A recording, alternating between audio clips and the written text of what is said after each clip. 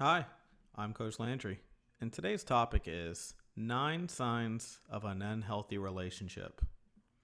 Now, regardless of how much love you may have and how many good memories you may be making with somebody, abusive and unhealthy relationships always have the potential to escalate into loneliness and emptiness. So even if they don't at this current time, the mental and emotional toll they take can just ruin your life. Now, this doesn't say that you can't work things out with these type of people. What this is saying is that if you're with somebody, that love is not enough, that they also must be compatible with the core of who you are.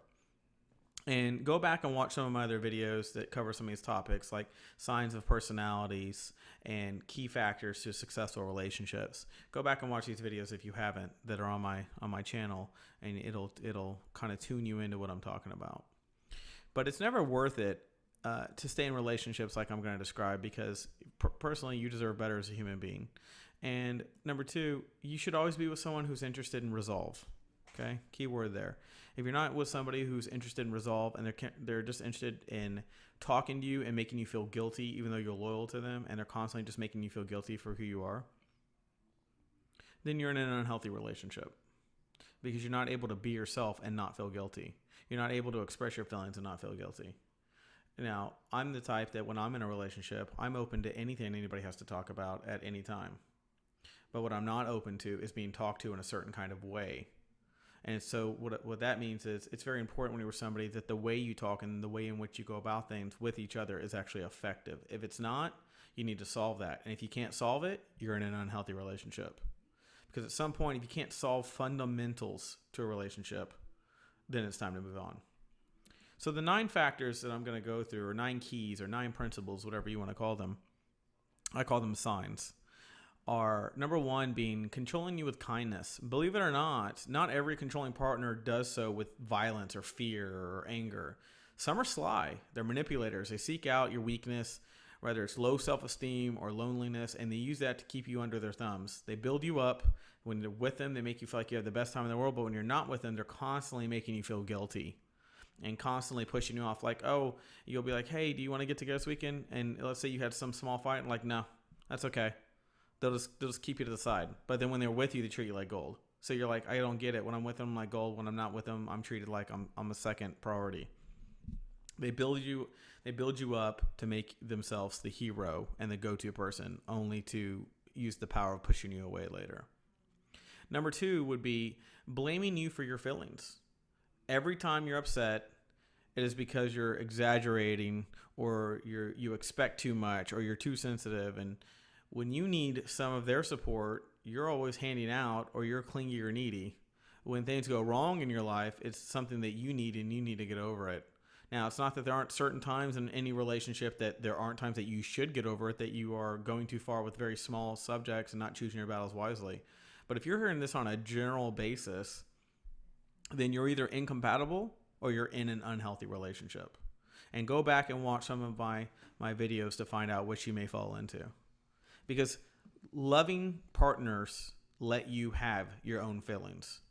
And like I said in one of my past videos, just because you have a feeling doesn't mean you get to treat somebody however you feel that you want to. You're allowed to express how you feel, and you're allowed to have them, but you're not allowed to treat people. But anybody who loves you is always going to want to know what you're feeling and what you're thinking about, and be open to communication. If you're with somebody who only likes to text when in a fight, that usually means they're trying to manipulate and control the way the conversation's happening. If you have somebody who's constantly scolding you and making you feel guilty even though you're loyal to them, that typically means that they're insecure and that they're unsure about their own feelings about your relationship and you, and they're portraying that onto you. Number 3, needing you constantly. Your partner is just so wounded, they really need you to coddle them on a constant basis. If you ever left, what would they do? Do they act suicidal? They might feel like love, but it's really control. Bad things happen in life. There's no one that can avoid that. But you're not responsible for someone else's total emotional well-being. And you're also not their hostage. People, before they get in relationships, have to have themselves somewhere mentally taken care of. It's only new situations that pop up, or ones that they're open about, that you should be supportive of. You should not be being blindsided on a constant basis by people. That's a form of control. to try to get you to basically be at their ever beck and call. And drama is a way some people do that. If you're with someone dramatic and constantly in need of you, have 1 to 2 conversations about adjusting that. And if it doesn't adjust after those conversations, you're in an unhealthy relationship and you need to move on. Number 4, the number 4 sign is creating different standards. You know, there's an unspoken agreement that you're always around or that you always come straight home after work or school. If there is there also an unspoken agreement that your partner will be there as well? Or have you all had an agreement on understanding each other's schedules different? But if you haven't had that, then it makes you say, is she or he is gone? Is it cool? Is it something you're okay with? If you're gone, does it mean a million questions when you get home, but when they get home, they have no questions they have to answer? A good relationship has already had that worked out to where if they come home, neither one of you are giving each other a hard time. But the ones that are coming home and then the others haven't answered 20 questions, nobody wants to go out and be in life without the person and come home and clock right back into a job. And if you feel like your relationship when you get home is another job, or you feel like when you get in fights that they drain you dry, they make you exhausted, they're driving you crazy every time you get in a fight because of the way they handle it, you're in an unhealthy relationship. Number 5, slowly trying to change you. This one's, very personal for a lot of people. One day, I was told by one of my clients they were packing up their stuff after things ended badly, and then they realized that all their pink nail polish and pink purses were tucked away in a box, and they had been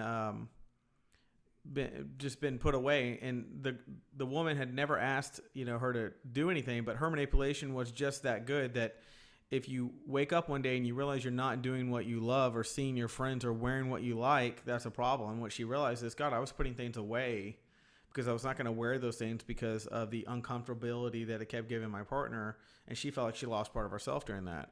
A really skilled manipulator will make you think it's what you want and it's what's best for you. And remember, that's all about power and control. Now, what's important about when we talk about manipulation is that you separate manipulation from healthy contributions. If you're a smoker and your partner is trying to get you to quit smoking, that's a healthy vice for them to be attending to. Okay, they're not saying, "Hey, when you wear white, I'm not really a big fan of white. I think you look better in other colors. Don't wear white anymore." Well, if you enjoy wearing white, then they just kind of molded you a little bit to do what they like. Now, look, we all want to do what our partners like. We all want to be attracted to them. We all want to do things that make them happy. So we certainly understand how that can be part of it. But at the same time, you want to make sure that you don't do too much of that. Number 6, having really, really bad relationships with all their exes and former friends. Some people don't have good relationships with their exes. Some do. That's all fine and normal. But when every single person in your partner's past hates them or issues you warnings about them, or you notice that anytime they leave a job, it's some dramatic exit with their boss and it's constant drama, stay away from people like that. Because chances are that those people are telling the truth if you hear it from more than a couple. Look for patterns and listen carefully. And I'm going to do a segment on patterns versus mistakes with people. So keep that in mind. Number 7, disregarding your goals. This is a big one, especially for people who are ambitious, who run into people who aren't. This one's pretty hard to spot sometimes because it sounds like someone you care about giving you good advice. But if every time you try to make strides towards your goals or take big chances, your partner says something like, "I don't know, I don't really see you doing that. I don't think that." Or, "Wouldn't you be happier doing X, Y, and Z instead?" It could be more about control than advice. Sure, you want your person to give you honest opinions, but at the end of the day, people in healthy relationships support each other even when they know they're taking risk, and they also strive for balance. All right? Tons of anger that's not always directed towards you.